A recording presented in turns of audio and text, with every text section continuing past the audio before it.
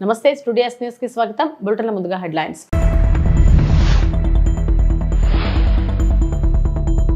జనాభా భారం కాదు, ఆస్తి అన్న ముఖ్యమంత్రి చంద్రబాబు.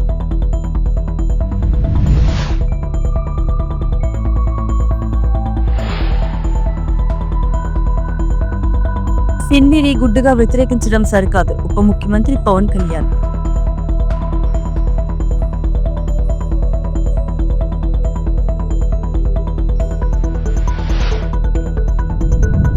ధూపదీప నైవేద్యాలకు నోచుకోని ఆలయాలను టీటీడీ రక్షించాలి, బండి సంజయ్.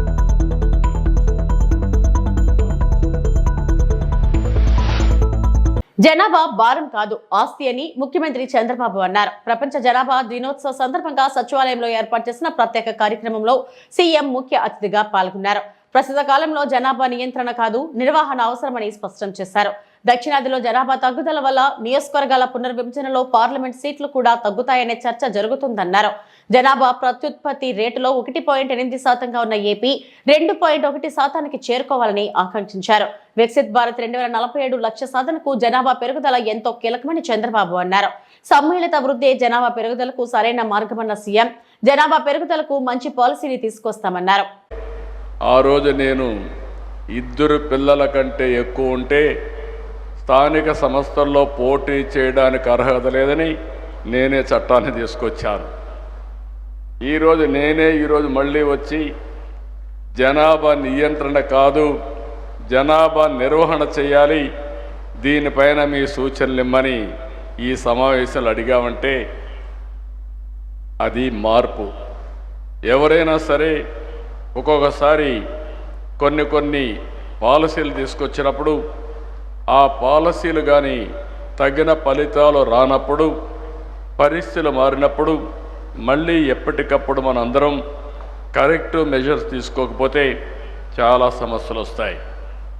ఒకప్పుడు జనాభా అంటే మీరు ఒకసారి చూస్తే చాలా పెద్ద ఎత్తున వేరే దేశాలు జనాభా ఎక్కువ ఉండే దేశాలని చాలా చులకనగా చూసేవాళ్ళు. ఈరోజు మీరు చూస్తే ఎక్కడ జనాభా ఎక్కువ ఉంటే ఆ దేశాలపైన ప్రపంచం మొత్తం ఆధారపడే పరిస్థితి వచ్చారంటే అది జనాభా విశిష్టత అని చెప్పి కూడా నేను మీకు తెలియజేస్తున్నా. జనాభా అనేది భారం కాదు, జనమే అతిపెద్ద ఆస్తిగా భావించే కాలం వచ్చింది. ఇప్పుడు భారతదేశం అగ్రరాజ్యాలతో పోటీ పడుతుంటే మన దేశంలో బలమైన మానవ వనరులే కారణం.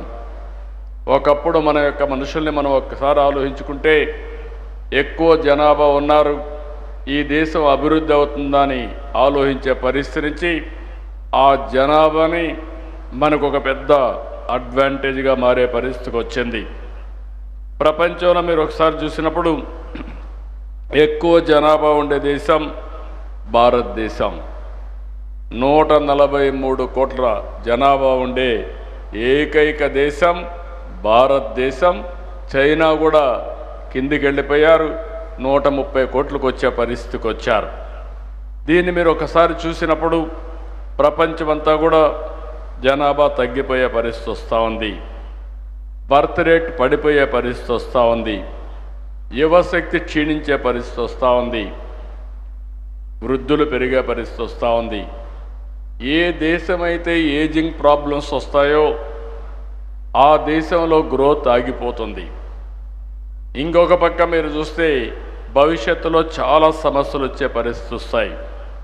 అందుకే ఈరోజు మనం అందరం కూడా ఆలోచించుకోవాల్సిన అవసరం ఉంది. ఈరోజు ఒక్కసారి ఫెర్టిలిటీ రేట్ ప్రపంచం అంతా చూస్తే మీకు అవగాహన వస్తుంది. 2.1 ఉంటే స్టెబిలిటీ ఉంటుంది, జనాభా రీప్లేస్మెంట్ లెవెల్లో ఉంటుంది. 2.1 కంటే తక్కువ ఉంటే రోజుకు జనాభా తగ్గిపోయే పరిస్థితి వస్తుంది. విద్య, ఉపాధి, వ్యాపార అవకాశాల కోసం భాషతో సంబంధం లేకుండా ముందుకెళ్తున్న ప్రస్తుత రోజుల్లో హిందీని గుడ్డుగా వ్యతిరేకించడం సరికాదని ఉప ముఖ్యమంత్రి పవన్ కళ్యాణ్ అన్నారు. అలా చేయడం రాబోయే తరాల అభివృద్ధిని పరిమితం చేయడమే అవుతుందన్నారు. హైదరాబాద్ గచ్చిబౌలి జీవీఎంసీ బాలయోగి స్టేడియంలో రాజ్య భాషా విభాగం గోల్డెన్ జూబ్లీ వేడుకల్లో భాగంగా దక్షిణ సంవాదం పేరిట నిర్వహించిన కార్యక్రమానికి రాజ్యసభ డిప్యూటీ చైర్మన్ హరివంశీ, కేంద్ర మంత్రి కిషన్ రెడ్డి, డిప్యూటీ సీఎం పవన్ కళ్యాణ్ ముఖ్య అతిథులుగా హాజరయ్యారు. హిందీ నేర్చుకోవడం అంటే మన ఉనికిని కోల్పోవడం కాదన్న పవన్, ఇంకో భాషను అంగీకరించడం అంటే ఓడిపోవడం కాదు, కలిసి ప్రయాణించడం అని స్పష్టం చేశారు. గోడల్ని ఛేదించుకొని వెళ్ళిపోతున్న వీటి అవసరం కోసం ఇలాంటి సమయంలో హిందీ వద్దనుకోవటం, హిందీని వ్యతిరేకించటం రాబోయే తరాల అభివృద్ధిని పరిమితం చేసినట్టు. ఒకరితో కలవడం అంటే, మన హిందీని నేర్చుకోవడం అంటే మన ఉనికిని కోల్పోవడం కాదు, మనం మరింత బలం చేకూర్చడం. మనం ఇంకొక భాషను అంగీకరించడం అంటే మనం ఓడిపోవడం కాదు, కలిసి ప్రయాణం చేయడం. హిందీని రాష్ట్ర భాషగా అడగటం అంటే, రాష్ట్ర భాషగా ఉండటం అంటే it is not a submission, it is an edition. English నేర్చుకుంటేనే కదా మనం ఐటీ రంగంలో అందిపుచ్చుకోగలిగాం. అలాంటిది దేశం మొత్తం మీద హైయెస్ట్ పాపులేషన్ మాట్లాడే థర్డ్ హైయెస్ట్ లాంగ్వేజ్ హిందీ. మనం దాన్ని నేర్చుకోవడంలో అడ్వాంటేజెస్ ఉన్నాయి కానీ డిసడ్వాంటేజెస్ ఎప్పుడు చూడాలి. ఉర్దూని యాక్సెప్ట్ చేసి, పర్షియన్ని యాక్సెప్ట్ చేసి, ఉర్దూని యాక్సెప్ట్ చేసి హిందీని మీరు మా మీద రుద్దుతున్నారనేది చాలా చాలా అవివేకం అనిపిస్తుంది. If you could accept Urdu, why don't we accept Hindi? What is the problem there? అందుకని ఇంకొకసారి ఈ రోజున south Indian films 31% of the films హిందీలో 70 రెవెన్యూ వస్తున్నాయి. వ్యాపారానికి హిందీ కావాలి, వ్యాపారానికి హిందీ కావాలి, నేర్చుకోవడానికి హిందీ ఇబ్బంది ఏంటి? That's my question always. అందుకని నేను మనస్ఫూర్తిగా 2000 ఎప్పుడో ఒక సినిమా చేసినప్పుడు, ఒక సినిమా ఖుషి అయిన సినిమా చేసినప్పుడు, that is my commitment to my రాష్ట్ర భాష, నా భాష ఇది, నా హిందీ. ఈ మేరా జహాన్ ఎందుకు పెట్టానంటే ఆ రోజు నాకున్న హిందీ రాష్ట్ర భాష మీద నా గౌరవం. ఇది ఎందుకు ఒక తెలుగు సినిమాలో హిందీ పాట ఎందుకు పెట్టాల్సి వచ్చిన అవసరం వచ్చిందంటే, ఇది మాతృభాష నా తెలుగు అయితే నా రాష్ట్ర భాష హిందీ చెప్పడానికి చేస్తున్నారు. అందుకనే వన్ మోర్ టైం ఈ ప్రత్యేకమైన రోజున ఇంకొకసారి శపథం తీసుకున్నాం. ఈ స్వర్ణ జయంతికే మौके पर आइए एक छोटा सा संकल्प लाएं, हिंदी से प्रेम करेंगे, अपनाएंगे और आगे बढ़ाएंगे. धन्यवाद. जय हिंद, जय भारत. సనాతన ధర్మం కోసం ప్రజలు కలిసికట్టుగా ఉండాలని శ్రీవారిని ప్రార్థించినట్టు కేంద్ర మంత్రి బండి సంజయ్ తెలిపారు. శుక్రవారం ఉదయం వీఐపీ ప్రారంభ దర్శన సమయంలో తిరుమల శ్రీవారిని కేంద్ర మంత్రి దర్శించుకున్నారు. అనంతరం ఆయన మీడియాతో మాట్లాడారు. ధూపదీప నైవేద్యాలకు నోచుకొని ఆలయాలను టీటీడీ రక్షించాలని కోరారు. పురాణ ఆలయాలను గుర్తించి అభివృద్ధికి నిధులివ్వాలని అన్నారు. జై గోవింద. ఈరోజు జన్మదినం సందర్భంగా స్వామివారి దర్శనం కోసం రావడం జరిగింది. గత సంవత్సరం కూడా జన్మదినం సందర్భంగా స్వామివారి దర్శించుకోవడం జరిగింది. ప్రతి ఒక్కరూ సుఖ సంతోషాలతో ఉండాలని చెప్పి, అందరి కష్టాలు తొలగిపోవాలని చెప్పి, ఒక ప్రశాంతమైన వాతావరణంలో జీవించాలని చెప్పి, ఈ దేశం కోసం, సనాతన ధర్మం కోసం, ఈ సమాజం కోసం అందరూ కలిసికట్టుగా ఉండాలని చెప్పి, ఎవరికి ఏ కష్టం వచ్చినా, ఏ ఆపద వచ్చినా ఈ ధర్మ పరిరక్షలో ఒకరికొకరు చేదోడు వాదోడుగా ఉండాలని చెప్పి, ఆ శక్తిని, సామర్థ్యాన్ని, ఆ ఆలోచనను కల్పించాలని చెప్పి ఆ స్వామివారిని వేడుకోవడం జరిగింది. నేను కూడా రిక్వెస్ట్ చేస్తా ఉన్నాను, ఈ తెలుగు రాష్ట్రాల్లో కనీసం ధూపదీప నైవేద్యానికి నోచుకున్నటువంటి దేవాలయాలను కాపాడుకోవాల్సిన బాధ్యత టీటీడీ మీద. దాంతోపాటు అనేక పురాతన దేవాలయాలు ఇవాళ తెలుగు రాష్ట్రాల్లో ఉన్నాయి. కనీసం అభివృద్ధి నోచుకోవట్లేవు. భక్తుల మాత్రం చాలా పవర్ఫుల్ సెంటిమెంట్ టెంపుల్స్ అవన్నీ కూడా. కానీ ఇలాంటి అభివృద్ధి నోచుకోలేక, నిధులు లేక చాలా ఇబ్బందులు పడుతున్న తరంలో వాటిని గుర్తించి ఆ దేవస్థానాలు కూడా సంవత్సరానికి ఒకసారి, సంవత్సరానికి 2 సార్లు జాతరలు జరుగుతూ ఉంటాయి, ఉత్సవాలు జరుగుతూ ఉంటాయి. లక్షలాది మంది భక్తులు దర్శించుకుంటారు. కానీ మిగతా సమయంలో కనీసం ఇక్కడ అభివృద్ధి, కనీస సౌకర్యాలు లేక ఇబ్బంది పడుతున్నారు. కాబట్టి ఈ తెలుగు రాష్ట్రాల్లో ఉన్నటువంటి పురాతన దేవాలయాలకు నిధులు కేటాయించి వాటిని ఒక యుద్ధ ప్రాతిపదికన ఒక ప్రణాళిక ప్రకారం అభివృద్ధి చేయాల్సిందిగా నేను వారికి విజ్ఞప్తి చేస్తాను.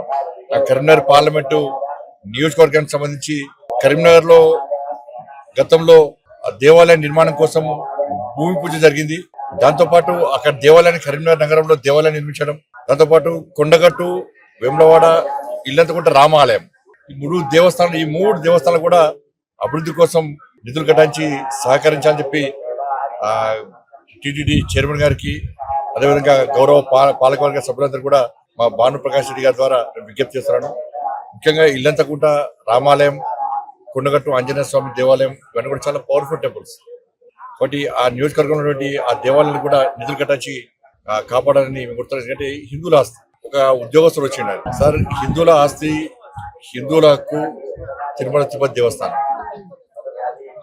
వాళ్ళ మనం కింద నుంచి పైకి స్వామివారిని దర్శించుకోవాలంటే ఇతర మతస్థులు కానీ ఇతర దేశస్తులు కానీ ఒక డిక్లరేషన్ ఇచ్చి పైకి రావాల్సి వస్తుంది.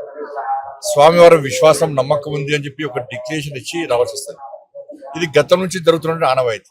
కానీ దురదృష్టవశాత్తు ఏంటంటే ఈ దేవస్థానంలో దాదాపు 1000 మందికి పైగా ఇతర మతస్థులు. స్వామివారి మీద విశ్వాసం నమ్మకం లేదు. రైతుల కష్టాలను పట్టించుకొని కూటమి ప్రభుత్వం వాళ్లను పరామర్శించడానికి వెళ్తున్న వైఎస్ జగన్ ను మాత్రం అడ్డుకునే ప్రయత్నాలు చేస్తుందని వైఎస్ఆర్సీపీ కృష్ణా జిల్లా అధ్యక్షుడు పేర్ని నాని మండిపడ్డారు. శుక్రవారం తాడేపల్లిలోని వైఎస్ఆర్సీపీ కేంద్ర కార్యాలయంలో ఆయన మీడియాతో మాట్లాడారు. ఈ కూటమి పరిపాలన అంటారు. ఇద్దరు హామీలు ఇస్తారు, ఒకడేమో నాకు సంబంధం లేదు అంటాడు. వాళ్ళ రైతులు గోడు పట్టించుకునేటువంటి నాదుడు ఒక్కడ లేడు. ఈ ప్రభుత్వంలో ఉన్నటువంటి వ్యవసాయ శాఖ మంత్రి జగన్మోహన్ రెడ్డి గారిని తిడతాకు తప్పితే ఒక్క చోట ఎక్కడన్నా ఏ రైతునైనా ధాన్యం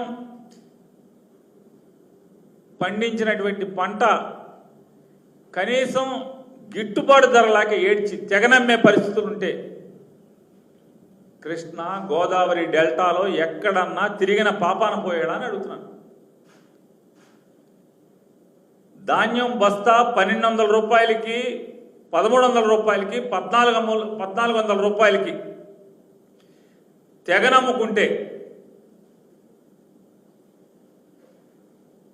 ధాన్యం మధ్యవర్తులు, పెట్టుబడిదారులు, మిల్లర్లు అడ్డగోలుగా దోచుకుంటుంటే వ్యవసాయ శాఖ మంత్రి ఎక్కడన్నా తిరిగాడా అని అడుగుతున్నాను. ముచ్చటగా సివిల్ సప్లైస్ శాఖ మంత్రి 3 చోట్ల తిరిగితే 3 చోట్ల తెలుగుదేశం పార్టీ కార్యకర్తలుగా పనిచేసినటువంటి రైతాంగమే నిలదీసి ఎందుకురా మన ప్రభుత్వం ఈ దిక్కుమాలిన ప్రభుత్వం అని చెప్పని తిట్టినా కూడా పరిస్థితులు చక్కబడనటువంటి పరిస్థితులు. కోకో, మిర్చి బాధలు, పొగాకు బాధలు, అంటే మిర్చి పొగాకు పండించినటువంటి రైతు బాధలు పగవాడికి కూడా రానటువంటి పరిస్థితులు ఇవాళ ఈ ఆంధ్రప్రదేశ్ రాష్ట్రంలో దాపురించినాయి. జగన్ గారు వెళ్తేనేమో నీకేం పని, నువ్వు వెళ్ళి ఏం చేస్తావు? జగన్మోహన్ రెడ్డి సినిమా సెట్టింగ్ల యాత్రలో అధికారం లేనటువంటి జగన్మోహన్ రెడ్డి గారు వెళ్తానంటేనేమో అడ్డంకులు సృష్టిస్తారు. పోనీ మీరు వెళ్తున్నారా అంటే మీలో ఒక్కడంటే ఒక్కడు వెళ్ళి చచ్చేవాళ్ళు లేడు, ఆదుకుని చచ్చేవాళ్ళు లేడు ఒక్కడో. జగన్మోహన్ రెడ్డి గారు మిర్చి ఆడికి వెళ్తున్నప్పుడు, మిర్చి ఆడికి వెళ్ళే వరకు కూడా అక్కడ మిర్చి ఆడి అంటే మిర్చి పండించేటువంటి ప్రాంతంలో ఉన్నటువంటి ఎంపీ కేంద్ర మంత్రిగా ఉంటాడా? కేంద్రంతో ఒక్కరోజు కూడా మాట్లాడ్డా? రైతుల దగ్గరికి వెళ్ళి ఒక్కరోజు కూడా పరామర్శించరా? ఒక్కడంటే ఒక్కడు ఎమ్మెల్యే కానీ, ఎంపీ కానీ, కేంద్ర మంత్రి కానీ, లేదా రాష్ట్ర మంత్రి కానీ ఎవడన్నా జగన్ గారు వెళ్ళే వరకు మిర్చి ఆటికి ఒక్కడెళ్ళి రైతుల గురించి అజగనుకున్నాడా? కేంద్రంలో ఒక్కడన్నా మాట్లాడా? మీరేమన్నా మార్కెట్ ఇంటర్వెన్షన్ సబ్సిడీ ఇచ్చి ఎక్కడన్నా కొనుగోలు చేశారా? ఆ రైతు రేటు పెంచే గిట్టుబాటు ధర వచ్చేట్టుగా ఒక్కడంటే ఒక్కడన్నా పనిచేసి చచ్చాడా అని అడుగుతున్నాను. మీరు పని చేయరు, రైతుల్ని పట్టించుకోరు, రైతు పంట కొనరు, రైతుకు గిట్టుబాటు ఇవ్వరు. సిరివెల్ల మండలం పరిధిలోని వీరారెడ్డిపల్లి గ్రామంలో ఆలగడ్డ శాసనసభ్యురాలు భూమా అఖిలప్రియ ఏడాది సుపరిపాలనలో తొలి అడుగు కార్యక్రమాన్ని గురువారం నిర్వహించారు. ఈ సందర్భంగా ఇంటింటికి తిరుగుతూ తెలుగుదేశం పార్టీ కూటమి ప్రభుత్వం ప్రవేశపెట్టిన అభివృద్ధి సంక్షేమ పథకాలను వివరించారు. రైతులు, విద్యార్థులు తల్లికి వందనం, ఉచిత గ్యాస్ సిలిండర్లు, పెన్షన్లు తదితర అభివృద్ధి సంక్షేమ పథకాలు ఏడాది కాలంలోనే ప్రజారంజకంగా నిర్వహించడం జరిగిందన్నారు. వీరారెడ్డిపల్లి గ్రామానికి వచ్చిన ఎమ్మెల్యే భూమా అఖిలప్రియకు గ్రామ నాయకుడు కొండమడుగుల శ్రీనివాసరెడ్డి ఆధ్వర్యంలో పలువురు టీడీపీ నాయకులు, కార్యకర్తలు పెద్ద సంఖ్యలో హాజరై పూలమాలలు వేసి ఘన స్వాగతం పలికారు. సుపరిపాలన ఇంటింటి కార్యక్రమము ఈరోజు వీరారెడ్డిపల్లె సిరివెల్ల మండలంలో ఇక్కడికి రావడం జరిగింది. ఈ గ్రామంలో అందరూ కూడా పెద్ద పెద్ద రైతులు అంతా కూడా సెటిలర్స్ చాలామంది ఇక్కడ ఉండడం జరుగుతుంది.